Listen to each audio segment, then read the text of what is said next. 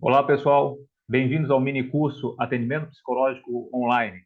Eu me chamo Marcos, sou psicólogo há mais de uma década e vou compartilhar com vocês informações úteis e um pouco da minha experiência no atendimento através da internet, fazendo uso de várias ferramentas, né, várias experiências, compartilhar informações que são técnicas especializadas, necessárias, e a partir desse mini curso você vai ter acesso também a um e-book que vai trazer para você informações juntamente com referências, links de acesso a aplicativos, programas ou as informações necessárias para você iniciar a sua jornada de atendimento online.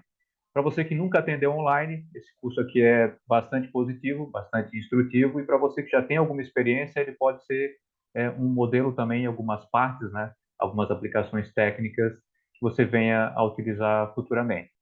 Para você entender um pouquinho como vai funcionar esse mini curso, ele está dividido em três módulos, são três aulas. Todos os conteúdos dessas três aulas vocês terão acesso também através do e-book, até um pouco mais substancioso, né? O e-book traz mais informações complementares, além dos links de acesso, né? E para entender esse primeiro movimento, então, né? Essas três aulas, é interessante que a gente saiba que como objetivo principal para você que quer atender online também faz-se importante conhecer e compreender o que são esses aspectos que vão reger o atendimento de internet aqui no Brasil. Diz respeito justamente àquelas questões do legislativo, né? O que está em vigor, quais são as resoluções, quais são as leis nacionais que compreendem aí a telemedicina, a telepsicologia ou telesaúde, né? Tudo isso que nos interessa para poder fazer esse atendimento efetivamente. Então, o módulo 1 desse curso, que eu inicio agora, vai ser sobre essas informações técnicas de resolução em leis sobre atendimento psicológico online no Brasil. No segundo módulo, a gente vai trabalhar um pouquinho com as ferramentas, né? Quais são os programas ou aplicativos que são necessários, sim, para o seu uso diário, né? Para esse atendimento acontecer de uma maneira mais positiva e segura. Então, são ferramentas que eu já uso, outras tantas que eu ainda não experimentei, mas já estão em vigor, novas que surgem a cada dia. Vou fazer sugestões para vocês, compartilhar minhas experiências também com ferramentas. São aquelas que fazem parte realmente da nossa rotina diária para esse trabalho online. E no módulo número 3, para poder fazer o fechamento de ideias, então a gente vai conhecer um pouquinho as ferramentas e estratégias que são úteis para atração, né, essa atratividade de clientes. Né? O que a gente faz virtualmente, que é diferente muitas vezes da questão presencial, como estratégia realmente, né, de engajamento, de aproximação, de reconhecimento, identificação, propagar o nosso trabalho, fazer com que as pessoas nos encontrem na internet, nas mídias sociais e venham se interessar também por esse serviço que a gente está oferecendo online. Então, a partir desses três módulos, esse mini curso traz para você, com ou sem experiência em atendimento online, aí um embasamento suficiente para você atender seguramente também e prestar esse serviço, ok? Começando então pelo módulo 1, nós vamos conhecer aqui, nesse módulo, os aspectos que regem, né, o atendimento de internet no Brasil, e que, em síntese, diz respeito à resolução do nosso Conselho Federal de Psicologia, que tem o ano 2018, de número 011, né, e que vai trazer, durante a pandemia, um aporte de informações para essa resolução, uma expansão até das possibilidades, em virtude de tudo que aconteceu nessa dinâmica de acolhimento, orientação, encaminhamento durante a pandemia. Né? Então, a pandemia trouxe mudanças para a nossa resolução do atendimento psicológico online no Brasil e ainda estão em vigor essas informações novas que surgiram lá no ano de 2020. Além da resolução, é bastante importante que a gente entenda de maneira sintética, né, a LGPD, chamada Lei Geral de Proteção de Dados, que funciona aqui no Brasil também, porque ela vai nos dar algumas diretrizes e alguns direcionamentos para também, com maior segurança, realizar esse tipo de serviço, né, prestar seu atendimento virtual. Então, vamos trabalhar nesse módulo número 1 aqui, desse mini curso, os aspectos de respeito à resolução, LGPD e alguma coisa mais interessante aqui também, que refere ao início do atendimento para quem começa essa jornada.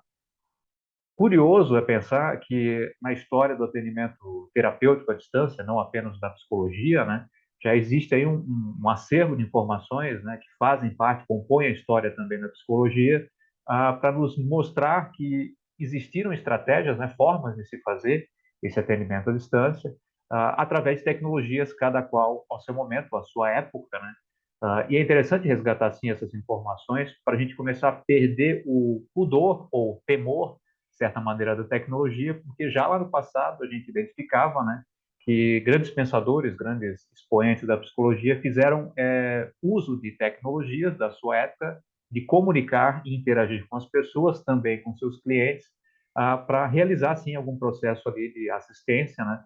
Muitas vezes até a própria terapia, né, uma estratégia terapêutica mediada à distância por tecnologias que eram do seu tempo, né? Então, vocês vão lembrar ou resgatar aí ao longo da história, né?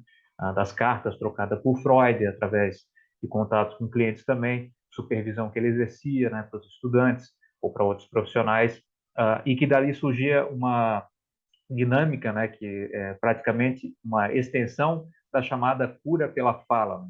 Como estratégia predominante, a cura pela fala foi utilizada e ainda é através das psicodinâmicas, né? A psicanálise fortemente ainda emprega, e a cura pela escrita, na verdade, é só uma expressão coloquial para entender que também funciona uma dinâmica e também é efetivado um processo, né, terapêutico através dessa informação que é mediada ou trocada à distância por terapeuta e cliente. Um pouco mais à frente, a gente teria, então, a experiência do Winnicott, que vai introduzir o aparelho rádio, né, o rádio amador, o rádio empregado no período de guerra também, para fazer comunicações e interações que também serviam à orientação, né, e acolhimento das pessoas na época, né, ou seja, mais uma forma, né, além das cartas de Freud, que um tempo até maior de espera, né, para interação, já na estratégia via rádio, o Winnicott vai fazer uma experiência mais dinâmica, né, mais rápida de acolhimento, orientação. E a evolução disso tudo foi cair lá no colo do Rogers, Carl Rogers, que traz um processo que ainda hoje é utilizado, né, que é chamado escutativa, empregado em praticamente todas as abordagens da psicologia, né, como ferramenta assim de acolhimento, né.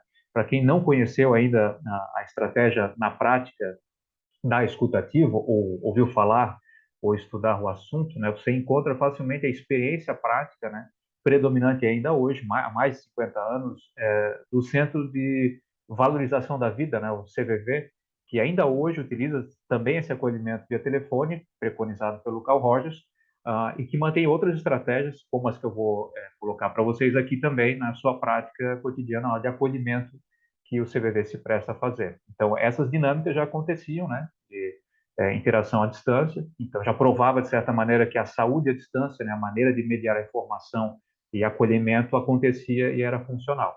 Então, a gente vai ver que evoluiu muito, né, as tecnologias, melhoraram muito as formas de se atender à distância, né, e a partir dessas referências a gente vai poder pensar aqui no nosso tempo. Agora existe aí todo um aparato, um estudo mais aprofundado, pesquisas que são realizadas com maior frequência para apontar nas tecnologias do nosso tempo, né, uma relação que também se estabelece terapêutica e que nos permite sim fazer, né, praticar a psicoterapia online, né, praticar a psicoterapia à distância. Isso é a dinâmica do nosso tempo pede, né? Não é uma substituição do atendimento que a gente faz, continuará fazendo presencialmente, mas é uma extensão, né? É um aporte, é uma dinâmica até que todo profissional precisa e precisará ter no seu bojo aí de experiências, né, e aplicações, são as práticas realmente mediadas pela tecnologia, né? Então a gente tem experiências aí já bastante estruturadas, como o da doutora Maria Pieta, né, que nas suas teses, mestrado e também doutorado vai mostrar na prática, né, colocando seus alunos para fazer estágio, pegando feedback de clientes que fizeram consultas à distância em diferentes formatos, como a gente vai ver nesse mini curso, que se estabelece sim uma relação terapêutica confiável, segura, sustentável e bastante saudável. Então, não há por que a gente questionar mais essa dinâmica na prática e sim precisamos experimentá-la e vivenciá-la para constatar esses achados que já foram feitos aí por outros pesquisadores, né, da psicologia principalmente. Para quem gosta de estudo, né, e se interessa pelo assunto, é bastante antigo aqui no Brasil os estudos e pesquisas, né, e produções que referem-se justamente à mediação das informações da psicologia pela internet. Começa muito antes disso, da própria internet, o uso do computador como ferramenta de trabalho do psicólogo, né? Mas é através desse laboratório Janus que a gente vai identificar ali uma série de produções que são disponíveis gratuitamente na internet também. Lá no e-book você acha o link de acesso para baixar esses livros, né?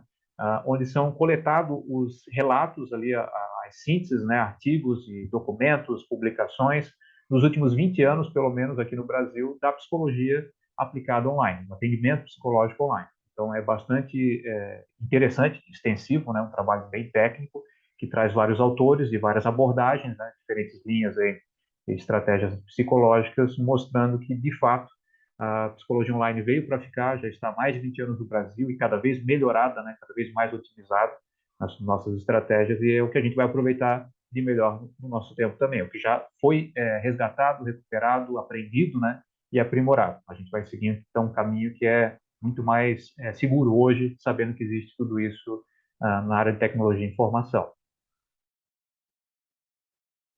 Importante pensar que, em virtude da pandemia, se tornou muito comum, né, praticamente hoje é trivial, que as pessoas se comuniquem e interajam mais virtualmente, né? O processo de chamadas videofônicas, videoconferência, dinâmicas de chat, trocas de informação, de e-mail, isso foi acelerado, né, foi intensificado muito mais, porque a pandemia nos colocou numa situação de isolamento, nos forçou a incluir a tecnologia no nosso cotidiano, na nossa vida, não mais apenas pelo lazer da tecnologia e as ferramentas que nos permitem algum entretenimento, mas principalmente como ferramenta de trabalho. Em todas as linhas, áreas técnicas, saúde, educação, informação, tudo isso hoje perpassa e permeia aí o fator tecnológico, né? Então, o interessante é que a pandemia ela acabou tornando muito mais conhecida a prática de atendimento online em todas as ferramentas ali que foram oferecidas também pelo governo federal e principalmente no setor público, né, que muitos profissionais buscaram, né, as resoluções e estratégias, e os conselhos de saúde foram adotando ali novas posturas para orientar os profissionais a se dedicar também a essa modalidade, ou seja, no período de praticamente 2 anos de pandemia, a maioria dos profissionais teve que fazer um movimento para transferir os atendimentos presenciais em todas as áreas, medicina, nutrição, e outros profissionais que conseguem fazer também essa proposta, né, principalmente os psicólogos, a levar o seu atendimento também da época clientes presenciais para o online, virtual, uma educação que foi feita, né, trazer esse pessoal todo para o universo virtual, aqueles que não tinham muito a dinâmica ainda aplicada à sua vida, né? E isso nos trouxe aí uma rotina nova, então, que é pensar a tecnologia como coadjuvante, ela faz parte do nosso dia a dia. Só que é observado mesmo que durante toda a pandemia, com tanta informação, eventos que aconteceram, ainda existe um déficit aí para os profissionais da psicologia de informação que está deficitária, no caso, nos cursos de formação, né? As faculdades de psicologia estão caminhando, engatinhando ainda para uma introdução de tecnologias dentro das suas disciplinas, né? Até a própria disciplina, que seria ideal de atendimento online, ela praticamente está escassa ou ainda não existe, né? Formatada nos cursos de graduação, mas caminha, né? Disciplinas alternativas ou estágios como uma forma também da gente efetivar o nosso trabalho, né?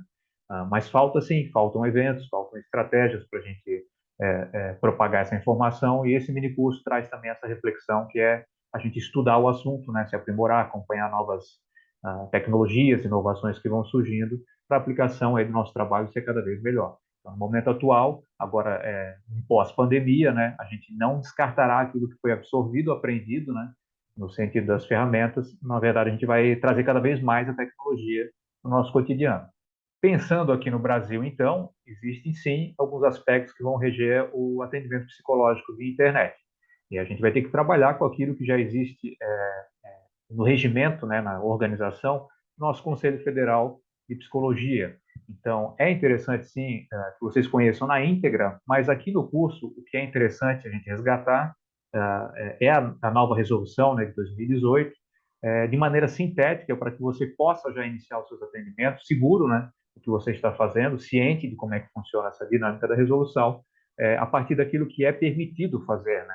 Existe condições aí para você, como profissional psicólogo, com seu registro ativo no CRP, poder exercer o atendimento virtualmente.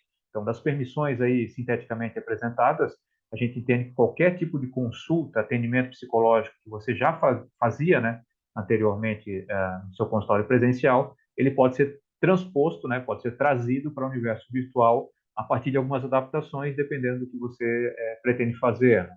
Então, as consultas e atendimentos psicológicos de todos os tipos agora passam por esse formato virtual, de maneira síncrona, que é a dinâmica em que as pessoas no tempo real, tempo presente, conseguem interagir, né, em diferentes formas e ferramentas, ou de modo assíncrono, que isso lembra muito aquilo que vocês provavelmente já conhecem, que é os processos de educação à distância, né, o processo EAD, ou seja, a educação à distância no Brasil é bastante antiga também, passa pelo modo síncrono e assíncrono, e o atendimento online também segue essa mesma lógica e essa mesma dinâmica, né? Um outro processo seria o processo de seleção pessoal, que muitas vezes é aplicado em agências recrutadoras, né? Você transpor, trazer esse serviço, essa prestação, para o universo virtual, ampliando até muito mais o seu alcance, muitas vezes, das empresas e das pessoas que buscam esse tipo de serviço, né?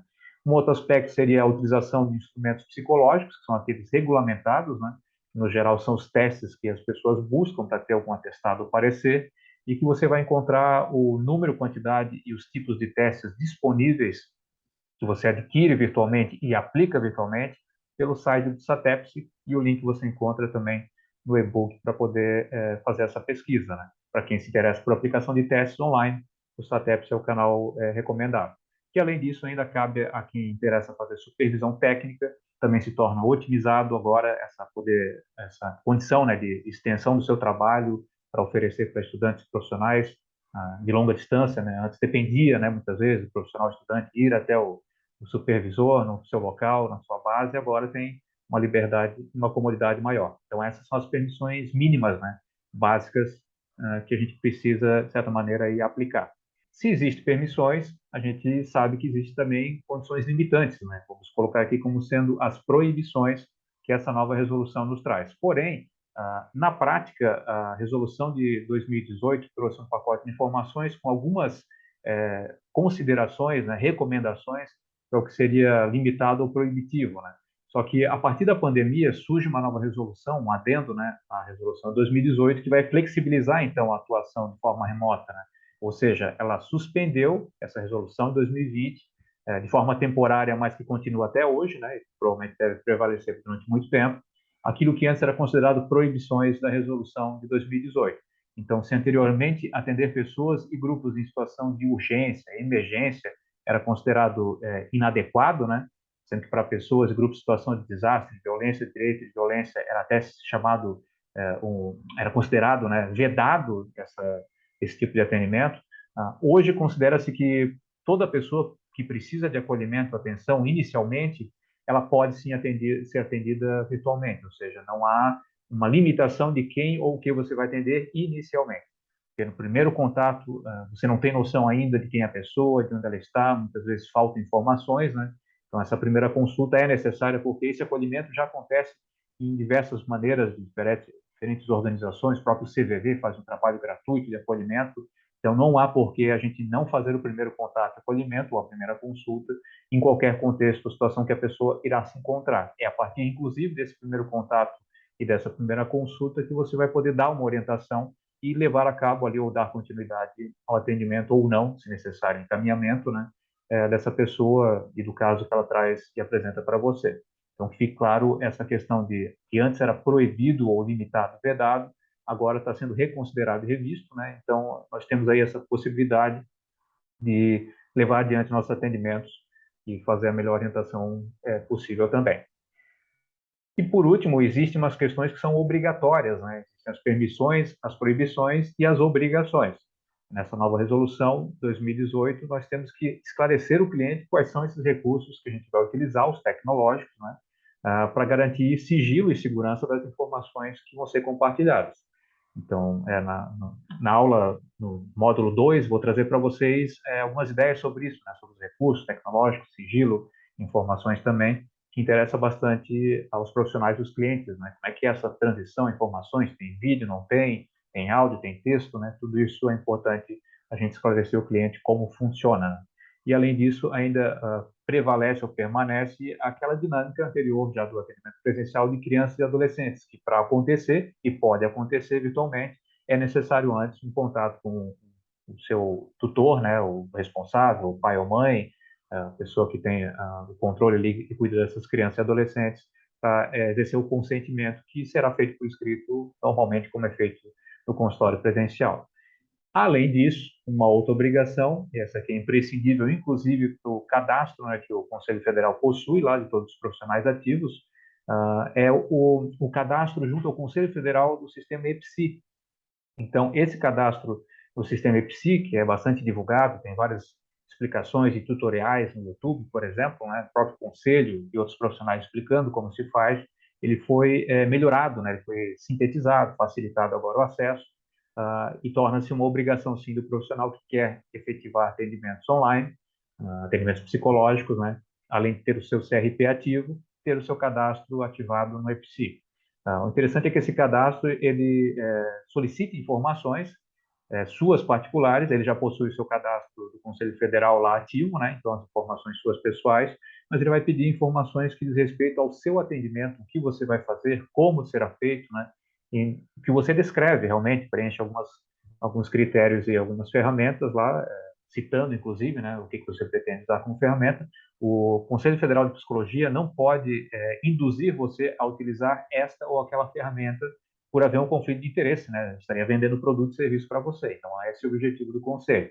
Então, você, por conta própria, seleciona, a partir de outros profissionais de referência e das próprias tecnologias que são apresentadas para atendimento online, aquilo que vai passar mais segurança, tem alguma credibilidade aí, um material, uma ferramenta que já seja conhecido, né? Alguns que eu vou compartilhar com vocês, para descrever nesse cadastro o uso delas, né? Não precisa ser muitas ferramentas também. O interessante é que você tenha aquelas que são aplicáveis, funcionais, seguras, e isso eu vou explicar no módulo número 2, como é que funcionam essas ferramentas também. Então, guarde essa informação e, após o curso, é um primeiro movimento, fazer o cadastro no EPSI para você poder iniciar os seus atendimentos online. Além da resolução de psicologia, para a gente poder fazer atendimentos online seguindo protocolos, respeitando as regras e o código de ética da nossa profissão, existe a LGPD, chamada Lei Geral de Proteção de Dados do Brasil, que também refere-se à prestação de serviços na internet, e aí engloba todos os tipos de profissões, né? Todos os tipos de serviços, e alguns elementos, alguns artigos e itens dessa LGPD interessam muito mais a nós psicólogos, e eu trago para vocês aqui algumas reflexões sobre ela.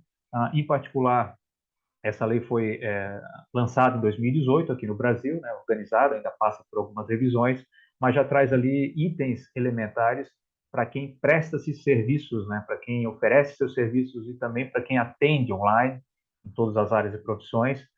O interessante é que, a partir dessa lei, que é possível a gente garantir aí algum tipo de controle, né, justificado aí, a partir do que a gente vai usar como ferramenta também, sobre toda a informação pessoal que a gente vai administrar dos nossos clientes, né? Então, é exigido, sim, um consentimento explícito, né, para coleta e uso do dado e obriga a oferta de opções para o usuário visualizar, corrigir e excluir esses dados. Ou seja, o cliente, a todo momento, assim como no consultório presencial, ele tem um direito sobre aquela informação que é dele, né?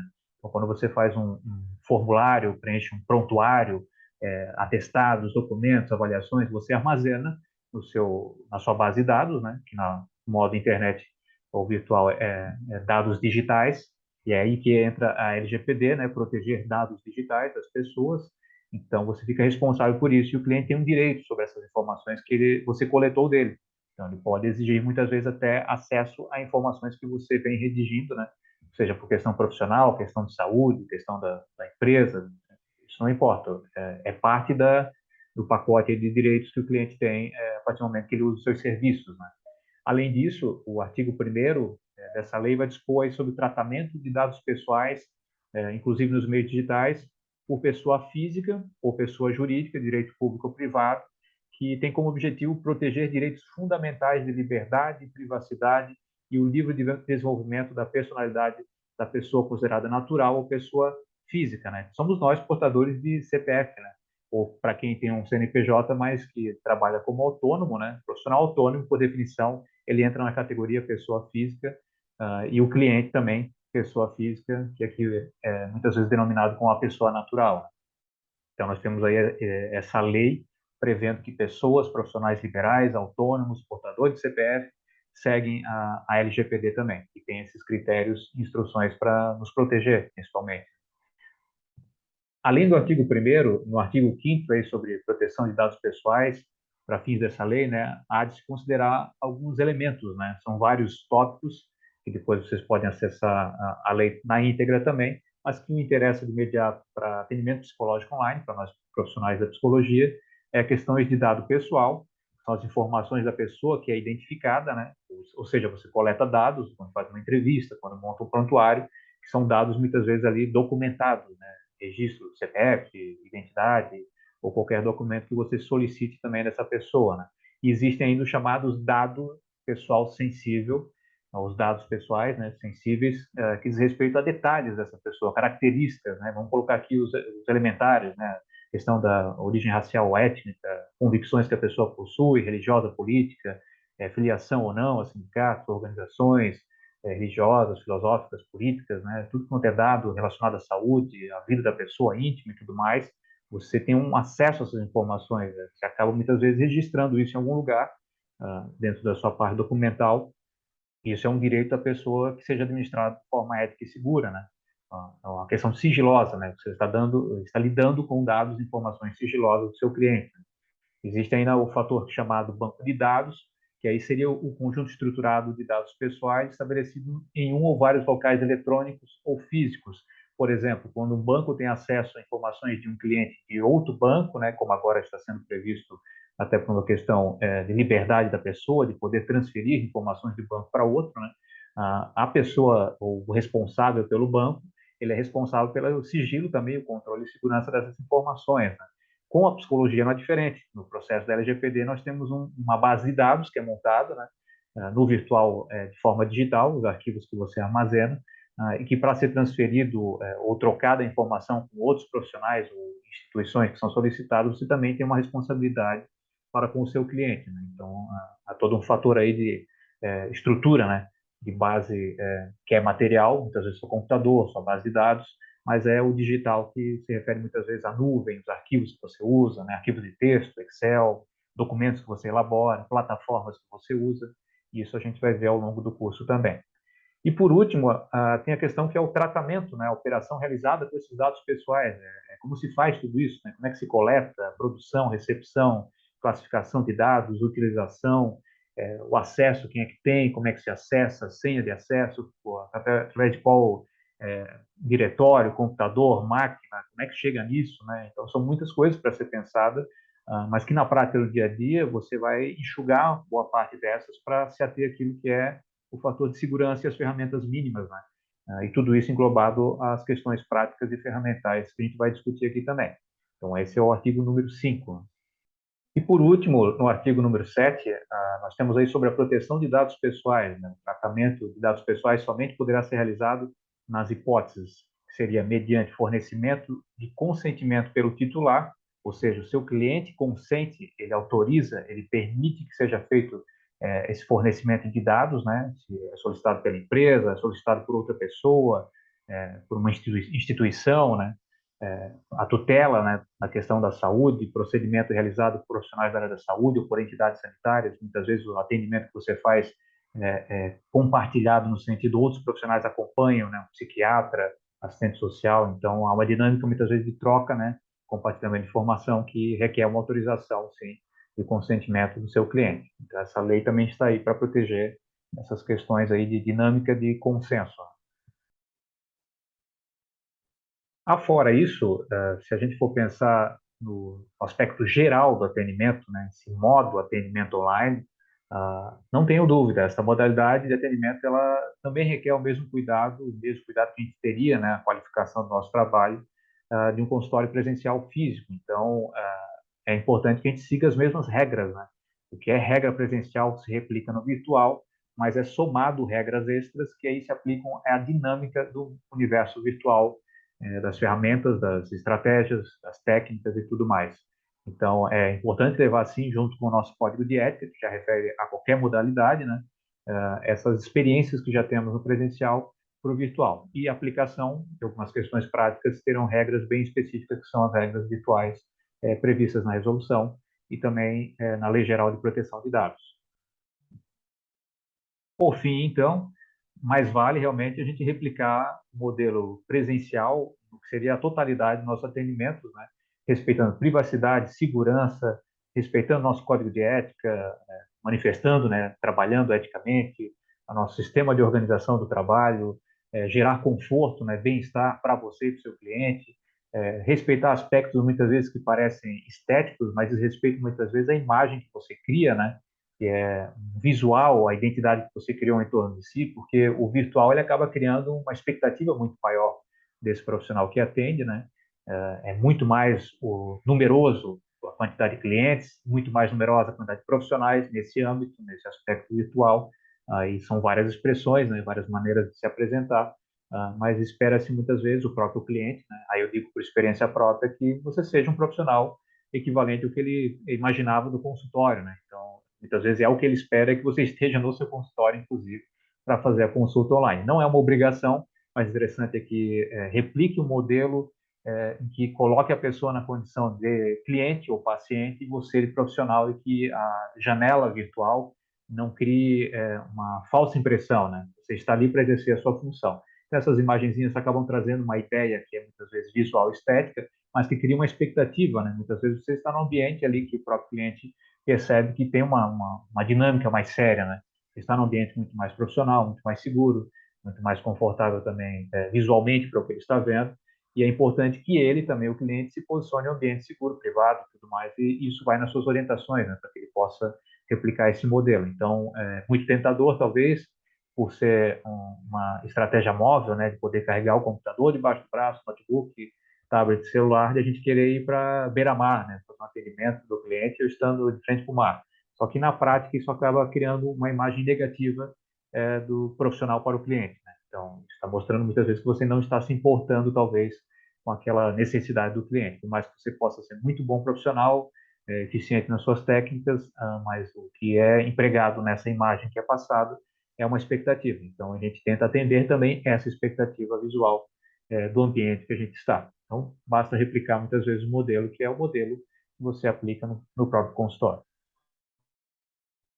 Além de tudo isso, existe aquela dúvida, né, que acaba passando nessa primeira fase, né, de quem está recém-formado também, sobre a dinâmica de contrato terapêutico, né? Como é que funciona isso, né? Nós somos obrigados a realizar um contrato terapêutico com todos os clientes, para todas as estratégias e dinâmicas de atendimento. O que se aplica isso na prática no atendimento online, né? Porque fica realmente uma dúvida no ar, inclusive do próprio cliente, né, que muitas vezes quem nunca foi no consultório de psicologia não sabe como é que funciona uma dinâmica de atendimento, né, uma prestação de serviços, e a que se refere, né, um contrato de serviços, né? Nem todo mundo se sente confortável, muitas vezes, em querer assinar um contrato, né, seja de qualquer tipo de serviço que vai ser solicitado. Mas o que é interessante é que, de imediato, tanto presencial como virtual, requerem, sim, um acordo, né, uma normativa, uma instrução do profissional para o cliente, que seja o chamado contrato verbal, né? Que tudo que vai ser feito através do seu trabalho seja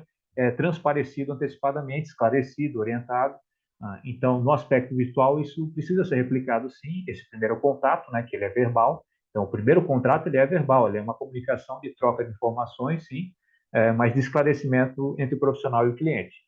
O que a gente pode pensar como analogia, né, é que esse contrato verbal, o que você vai falar para o seu cliente de como funciona o seu trabalho, o que você faz, o que vai acontecer, como é que é essa dinâmica, né, equivale muitas vezes àquela instrução de segurança nos voos que a gente acaba experimentando, né? Quem já pegou avião sabe como é que funciona, né? Sempre tem nos minutos iniciais ali uma comissória de bordo, ou aeromoça, que vai fazer instruções de segurança e ela é obrigatória para todos, né? Todo voo, gostando ou não, conhecendo ou não, você vai assistir aquela dinâmica ali, aquelas instruções que falam sobre, em caso de emergência ou qualquer necessidade, como é que funciona a dinâmica do avião, né? Dos próprios profissionais que estão ali para receber e atender os seus passageiros também. Então, antes de iniciar essa viagem, atendimento psicológico online, é interessante, sim, que aconteça aí instruções, né? Pedindo à pessoa, inclusive, que ela transpareça as dúvidas, inseguranças, para você deixar claro toda a funcionalidade, para onde vai, como é que funciona, exemplificando muitas vezes como é que é essa dinâmica, né? Isso vai trazer segurança para o cliente nesse contato do contrato chamado verbal. Agora, se for pensar mais tecnicamente, né, nós precisamos sim fornecer aos clientes, né, as informações sobre o serviço que está sendo contratado, que vão além dessa questão verbal, porque a partir do momento que você faz a primeira consulta, a gente pode colocar dessa maneira, inclusive, né? A primeira consulta, ela talvez não exija realmente um contrato por escrito, porque é um primeiro contato, né? Muitas vezes é o contato da entrevista inicial, do primeiro engajamento e tudo mais, até a pessoa criar essa confiança e ter essa noção da necessidade, muitas vezes, de assinar um contrato de serviço, né? Mas a partir daí é preciso começar a pensar, né, que a gente vai ter que organizar as características aí, condições do serviço, sim, num formato de contrato por escrito, né, justamente para se preservar você e também para preservar o seu cliente, né? É um fator de segurança, é um documento simplificado, de certa maneira, não é difícil, tá? Depois vocês vão poder consultar o e-book, ao final dele tem um modelinho lá de contrato de serviço e que no universo virtual tem alguns critériozinhos diferentes ali que você vai especificar, mas permanece sendo um contrato por escrito, que você vai mandar digital, solicitar escaneamento de assinatura, para poder trocar essa informação, né? Você vai elaborar um contrato aí, então, prevendo várias coisas, né, da dinâmica do atendimento online. Como você previa no contrato presencial também, a natureza das consultas, né? Nessa prática do atendimento online, a gente está pensando nessa troca, né, da informação, quer seja de maneira síncrona, né, em tempo real acontecendo ao mesmo tempo ali, ou assíncrona, com tempo de espera entre as informações, e dados úteis, né, aqueles dados que requerem para o seu atendimento ser dada continuidade também, né, tempo de resposta paciente e terapeuta, quais são os recursos utilizados que vão ser explicitados já no início também, cuidado para a segurança e sigilo de ambos, né, cada qual no seu ambiente físico também requer cuidado de segurança, ou seja, você está no seu ambiente, consultório, espaço físico da sua casa, né, o paciente ele precisa estar no ambiente seguro também, né, você orienta ele, inclusive, né, ambiente fechado, privacidade, sem interrupções, onde ele possa se sentir confortável, inclusive, para se expor, né, poder extravasar ali um momento e falar com você abertamente. E é interessante também seguir, então, o nosso código de ética ali, respeitando essas normas da LGPD, né? E tudo isso vai ser englobado nesse chamado contrato, né? Contrato terapêutico. O interessante é que o virtual ele exige aí um engajamento do cliente, os cuidados para a segurança dele, principalmente, né? Então, o envolvimento, muitas vezes, de assinar um contrato, dar continuidade nos serviços, né?